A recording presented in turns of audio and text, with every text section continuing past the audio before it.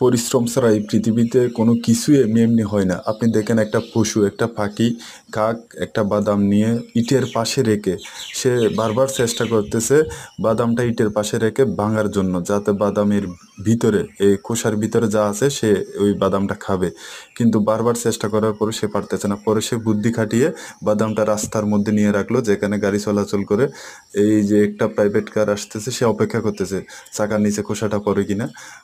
দুইটা গেল, কিন্তু চাকার নিচে অ্যাডজাস্ট হচ্ছে না। পরবর্তীতে সে একটু সরিয়ে দিল। পরে দেখা যাক, আর সে আবার অপেক্ষা করতেছে। আর একটা প্রাইভেট কার এসে বাদামটার উপরে চাপ দিল, পরে খোসা ছেড়ে গেল। এখন দেখি বাদাম খেতে যায় কিনা সে।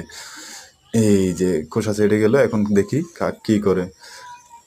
হ্যাঁ, আমরা দেখতে পাচ্ছি সে বাদামটা খাওয়ার জন্য গেছে। মাশাল্লাহ, একটা কাকের মাথায় আল্লাহ সুবহানাল্লাহ, আল্লাহ এত বুদ্ধি! আল্লাহ, আল্লাহু আকবার।